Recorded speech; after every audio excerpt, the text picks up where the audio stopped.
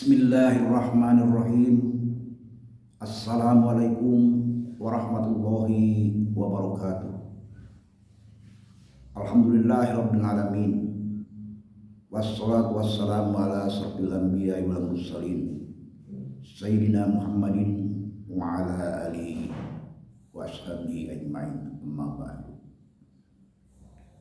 Sahabat-sahabat, para pencinta kebenaran, para pencinta Al-Quran menurut sunnah Rasul, para pencinta ajaran ilmu Allah Al-Quran menurut sunnah Rasul dimanapun berada.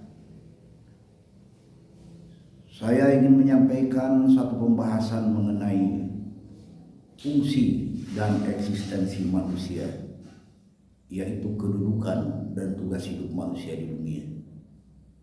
Kalau kita lihat, pelajari Al-Quran, seluruh yang Allah ciptakan ini semuanya ada tujuan. Allah tidak mencipta apapun tanpa tujuan-tujuan tertentu. Secara umum tujuan penciptaan Allah dijelaskan dalam surat Al-Anbiya, surat Ad-Dukhan ayat 16 dan 38. Wa ma khalaqnas samaa'a wal arda wa ma bainahuma la'ibi, yang artinya adalah tidaklah kami Allah ciptakan ruang angkasa samawat, makhluk organis, dan seluruh yang menempati bumi ini atau isi bumi ini tanpa tujuan-tujuan tertentu. Semua yang Allah ciptakan ada tujuan, tidak ada yang batil. Khusus untuk manusia diciptakan Allah di bumi ini, Allah dijelaskan dalam Quran surat Al-Mu'minun ayat 115. Afahasibtum annama khalaqnakum abatha wa annakum ilaina la turja'un. Apakah kalian mengira bahwa kami Allah menciptakan kalian tanpa tujuan-tujuan tertentu, di mana kalian diciptakan ini diharuskan menata kehidupan di dunia ini menurut ajaran ilmu yang telah Allah ajarkan, dan kalian mengembalikan persoalannya kepada ajaran ilmu. Jadi manusia diciptakan Allah di bumi ini, Allah punya tujuan, yaitu manusia dicipta dari manusia, khalaqal insana, kemudian melalui ajaran ilmu yang disampaikan para rasul Allah, dija'ala, diproses untuk menjadi khalifatullah bil ardi, menjadi pelaksana ajaran ilmunya di bumi ini, atau menjadi wakil Allah penciptanya di bumi ini untuk melaksanakan rancangan pasti Allah, di mana bentuk-bentuk pelaksanaan rancangan pasti Allah apabila manusia melaksanakan, keuntungannya adalah akan dirasakan oleh manusia itu sendiri. Disinilah saudara-saudara Allah menciptakan manusia, makhluk yang dimuliakan, makhluk yang diangkat, dilebihkan dari seluruh makhluk Allah yang lain. Kita dilebihkan dari batu tanah, kita dilebihkan dari tumbuh-tumbuhan, kita dilebihkan dari hewan, yaitu kita diberikan alat sarana yang sangat ampuh. Itulah qalbu, akal pikiran yang ada pada diri kita. Nah, qalbu atau akal pikiran yang ada diri kita itulah merupakan wadah sarana untuk mampu melaksanakan tugas kita sebagai khalifatullah bil ardi. Qalbu oleh Allah sudah dirancang untuk wadah menerima ajaran Allah, wahyu, untuk dipelajari oleh manusia. Nah, qalbu itu wujudnya adalah gaib, tapi aparatnya adalah ada nampak oleh kita, seperti adanya sambung, bukan telinga, adanya udunun, adanya ain basarun, bukan mata ain, adanya fuadun, otak. Nah, perbedaan kita dengan hewan, kalau hewan punya mata tapi tidak disebut basarun karena tidak mampu meneliti ajaran ilmu Allah.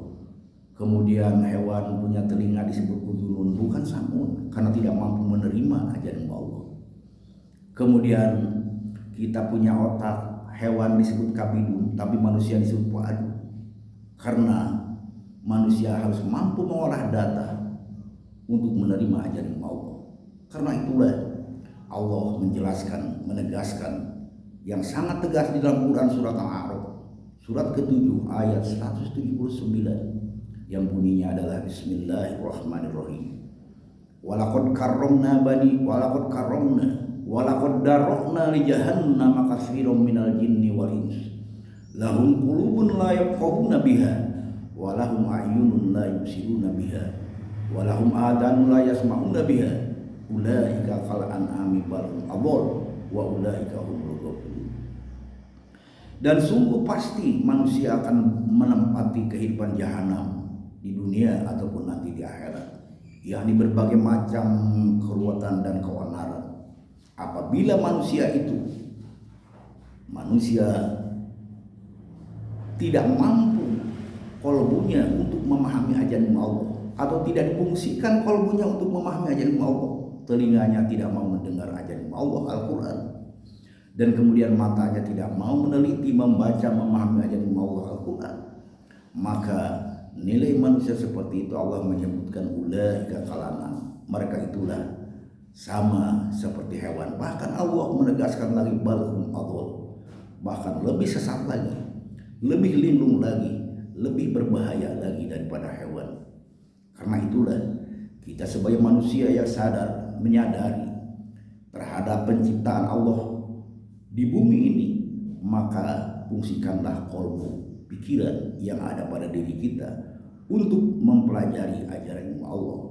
Karena apabila yang mengisi, yang masuk ke dalam pikiran kita bukan yang diajarkan Allah, maka itulah yang akan melahirkan perbedaan, pertarungan berpikir di antara sesama kita. Dan kemudian kolbu yang ada pada diri kita adalah sarana berpikir yang sangat menentukan dalam hidup dan kehidupan kita.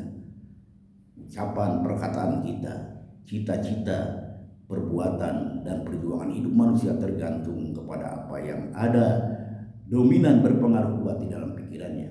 Kalau pikirannya adalah diisi oleh Al-Quran, maka segala-galanya pasti akan hidup berdasarkan Al-Quran menurut sunnah Rasul. Tapi apabila yang masuk ke dalam pikiran manusia adalah hasil olahan manusia, itulah yang disebutkan penjajahan berpikir yang kita rasakan sekarang di dunia ini. Baik umat Islam atau seluruh manusia di bumi ini, lahirnya pertarungan hidup, pertarungan berbagai macam bentuk konsep hidup, sehingga dunia sampai sekarang ini di luar rancangan pasti Allah, justru sampai sekarang ini masih terjadi pertarungan, bahkan bom-bom yang berjatuhan, kebisingan adu senjata, pertarungan berpikir salah menyalahkan. Itu semua gara-gara kolbu diisi tidak menurut yang diajarkan Allah Al-Quran menurut sunnah Rasulnya. Karena itulah mari kita sama-sama, para pencari kebenaran, para pencinta Al-Quran, para pencinta kebenaran, kembalilah kepada sumber pokok dinul Islam, Al-Quran menurut sunnah Rasul. Itulah satu pembahasan ilmiah yang diajarkan oleh Allah untuk seluruh umat manusia, dan kita untuk mau mempelajarinya menurut pedoman yang diajarkan Allah. Dan di dalam membahas Al-Quran kita, bagaimana memberi makna pengertian Al-Quran juga harus mengikuti bahasa yang diajarkan Allah. Karena Allah ajarkan Al-Quran, dia gunakan istilah dan pengertiannya juga Allah yang sangat menentukan. Contohnya misalnya iman, istilah dalam Al-Quran Allah sendiri memberi pengertiannya, manusia tidak perlu memberi pengertiannya menurut manusia. Iman diartikan oleh Al-Quran adalah samina atona, yakni kemampuan mengerahkan segenap daya dan kemampuan memahami sehingga menghasilkan tahu, dan kemudian atona mau mentaatinya. Istilah muttaqin, Allah sendiri yang memberikan pengertiannya di dalam ayat selanjutnya surah Al-Baqarah. Dzalikal kitabul la raiba fihi hudal lil muttaqin. Artinya Allah memberikan rumusan dari Islam muttaqin di dalam ayat selanjutnya, alladzina yu'minuna bil ghaib wa yuqimunas shalat wa mimma razaqnahum yunfiqun walladzina yu'minuna bima unzila ilaika wa ma unzila min qablika wa bil akhirati hum yuqinun. Ulaika ala hudam min rabbihim wa ulaika humul muflihun. Nah, itulah rumusan pengertian yang telah Allah berikan kepada istilah-istilah yang diberikan oleh Allah. Usaha kita mengalihkan bahasa Al-Quran ke dalam bahasa manusia atau bahasa Indonesia sekarang ini adalah satu upaya bagaimana Al-Quran ini menjadi pedoman hidup dan kehidupan umat manusia di dunia yang semuanya tidak lepas daripada pembimbingan Allah dalam Al-Quran menurut Sunnah Rasul.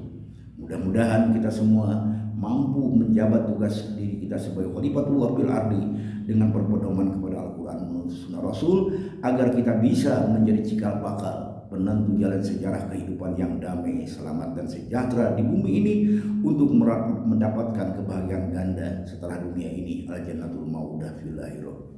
Demikianlah pembahasan singkat yang saya sampaikan, mudah-mudahan ada manfaatnya kepada kita semua. Alallahi tawakkalna wa ilaihi masir. Wassalamualaikum warahmatullahi wabarakatuh.